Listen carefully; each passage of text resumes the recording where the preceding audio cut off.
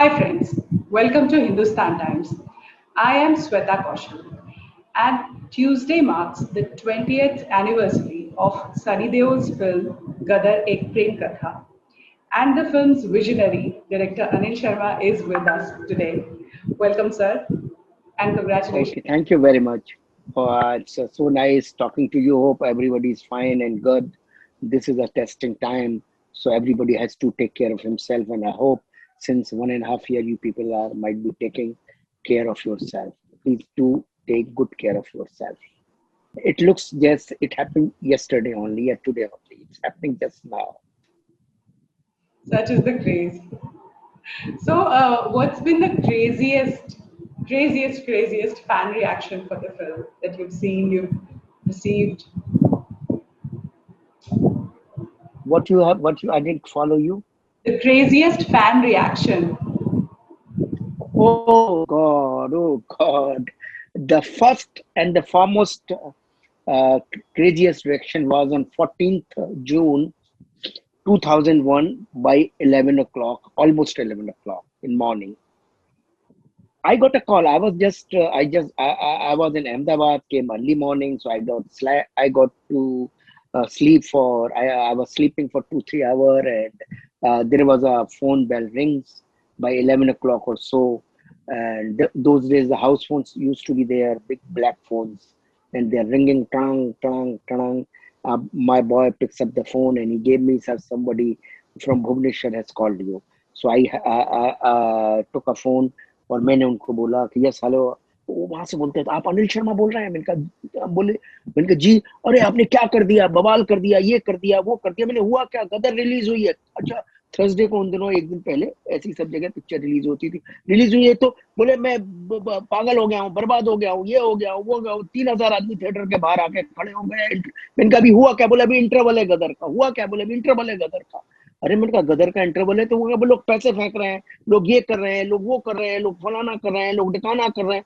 और वो मैंने कहा हो क्या रहा है, आप मुझे बताइए ना। मुझे लगा कोई दंगा हो गया, कोई फसाद हो गया। 3,000 आदमी बोले मेरा थिएटर टूट जाएगा, मेरा ये होगा, मेरा। मैंने कहा हुआ क्या? बोले सर गदर रिलीज हुई है आपकी, मेरे यहाँ पे इंटरवल हुआ है, लोग पैसे फेंक रहे हैं, लोग नाच रहे हैं, लोग पागल हो गए हैं, और ऑलरेडी 3,000 आदमी थिएटर के बाहर खड़े हो गए हैं। वो थिएटर में घुसना चाहते हैं, इंटरवल के बाद अभी देखना चाहते हैं। मैं कहाँ से घुसाऊं उनको, पागलपन हो गया। अरे मैंने कहा ये तो अच्छी खबर है भाई। इसमें बोले नहीं सर अच्छी खबर है, लेकिन लेकिन मेरा थिएटर टूट जाएगा। इतने क्या पिक्चर बनाई है आपने, क्या पिक्चर बनाई है। तो मैंने कहा थैंक यू वेरी मच तारीफ के लिए। बोले सर मैं नर्वस आ गया हूँ, मैंने कभी ऐसा जीवन में देखा नहीं। अ, और वह नर्वस आ गया शब्द मैंने वही सुना था, क्योंकि वो दिस भुवनेश्वर वगैरह में इस तरह की भाषा यूज करते हैं, बिहार और वो साइड में। तो मैं नर्वस आ गया हूँ, ये वो सब वो शब्द आज तक मेरे दिमाग में अटक गया है। तो ये वो मैंने कहा आई कैसे? बोले सबने मोबाइल से फोन कर दिया सर, इतनी अच्छी पिक्चर है, इतनी अच्छी, इंटरवल के बाद भी ऐसी है। मैंने कहा इंटरवल के बाद तो और बवाल है, जरा सवाल क्या रहेगा, पुलिस पुलिस भी बुला लो। So this was the first fan reaction. और आप हैरान होंगी, ये मैंने फोन रखा और मेरे वाइफ आए और बोले क्या हुआ। मैंने बताया ऐसे ऐसे ऐसे ऐसे है, घर में डेफिनेटली सब खुश हो जाएंगे, पिक्चर रिलीज हो गई है, पब्लिक कनेक्शन आ गया है।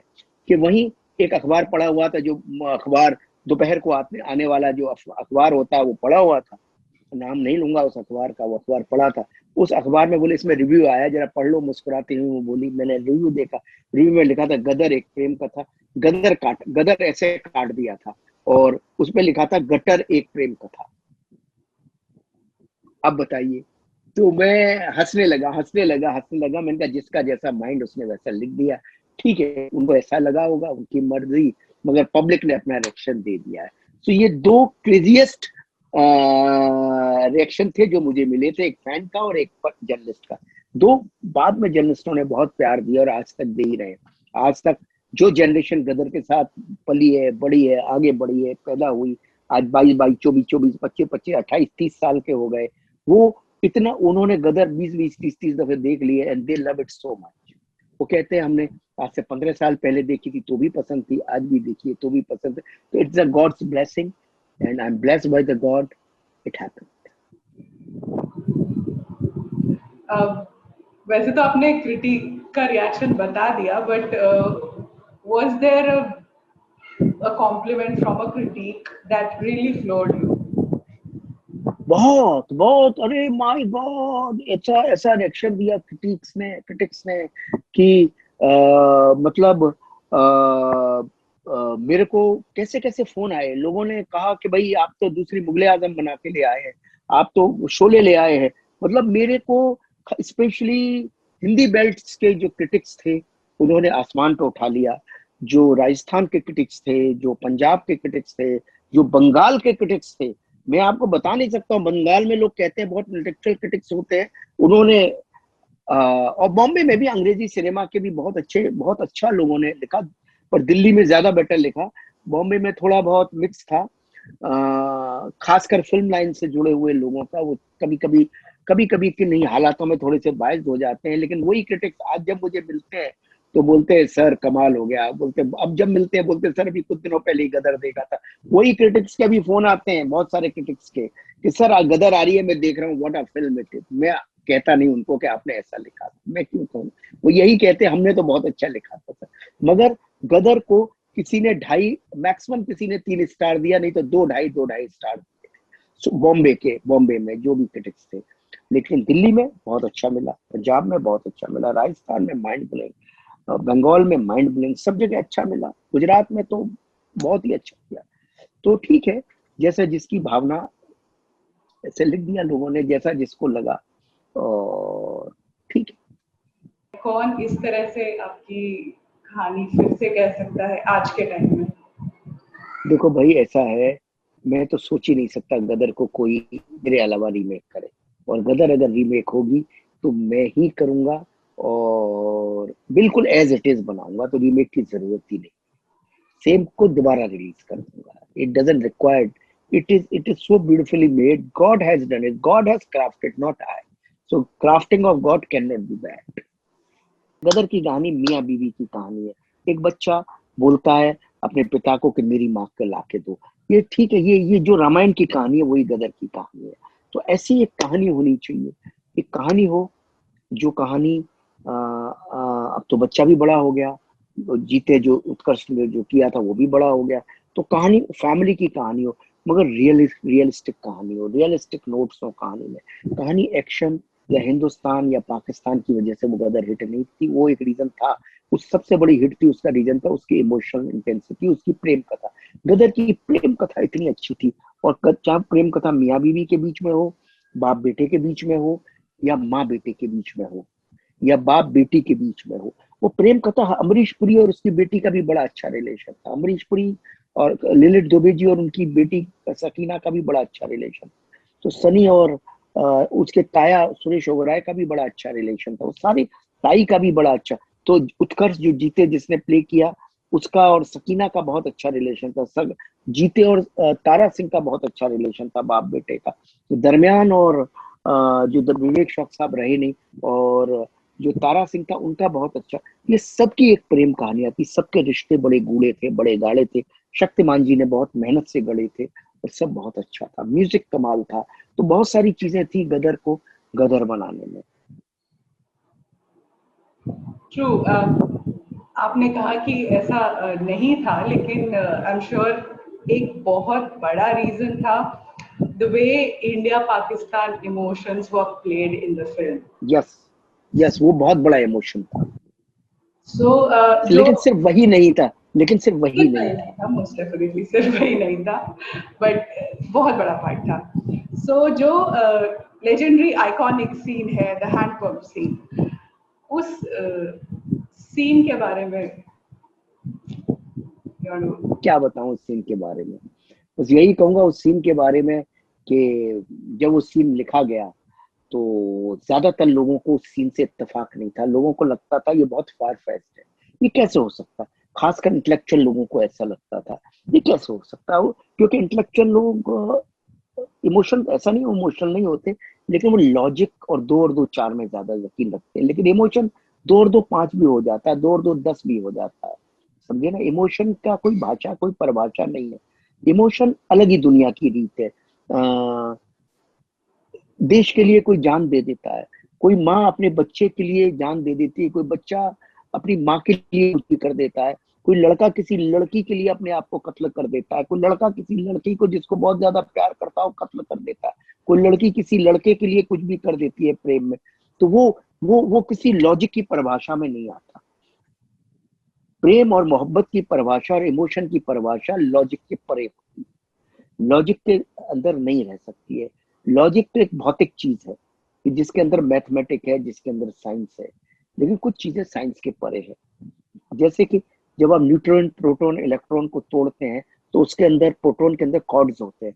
वो कॉर्ड्स जो जो जो सबसे उसका अंतिम हिस्सा होता है, किसी भी उसकी कोई परिभाषा नहीं, कोई वैज्ञानिक उसकी परिभाषा, उसकी उसकी गति नहीं समझ पा रहा। वो लेफ्ट जाएगा, राइट जाएगा, ऊपर जाएगा, नीचे जाएगा, वो कोई समझता ही नहीं है, वो एकदम लॉजिक के परे।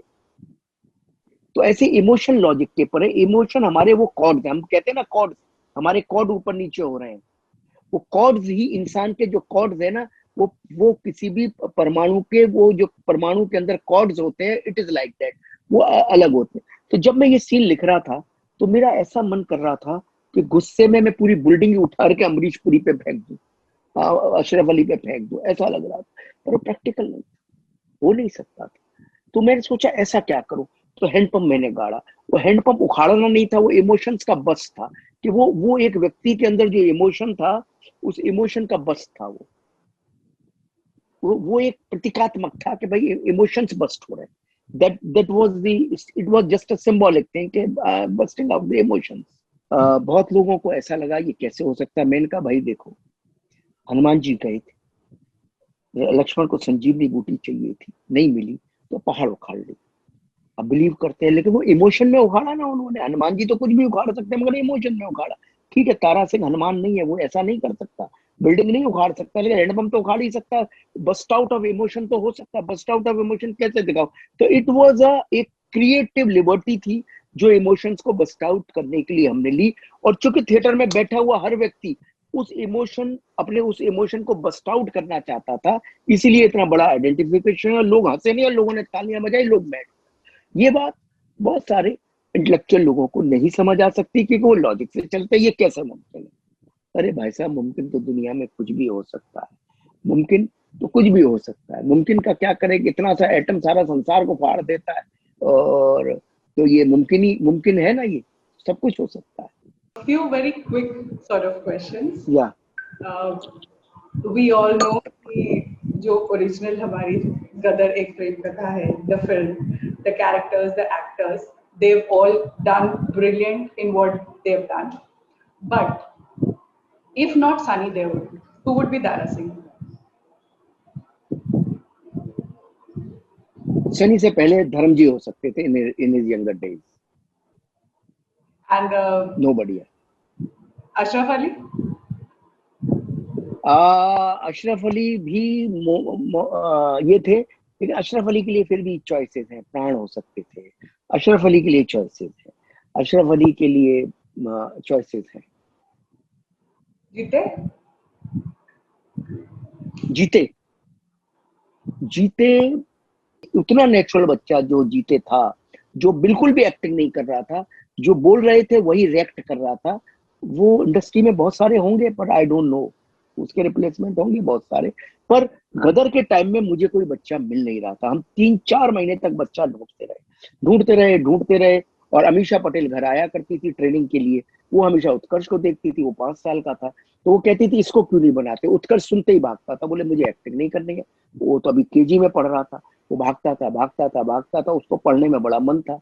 तो जब हमें कोई बच्चा मिला नहीं, जी वालों ने भी बोला, तो मैंने फिर इनकी अपनी वाइफ को बोला। वाइफ ने फिर उत्कर्ष को समझाया, भाई कर ले, पापा की हेल्प कर, पापा को कोई मिल नहीं रहा है। तो फिर मेरे पास एक दिन आया, लिपट गया, बोले पापा if you are not finding anybody then for you I will do. तो मैंने कहा बेटा 100 दिन शूटिंग में रहना पड़ेगा, ट्रेनों पे चलना पड़ेगा। बोले पापा आई विल डू फॉर यू। ऐसे हंस गया, मैंने लिपटा लिया, मेरे एकदम आंसू भरा है। तो वो उसको लगा कि पापा की परेशानी इतनी ज्यादा है तो मैं हेल्प करूं।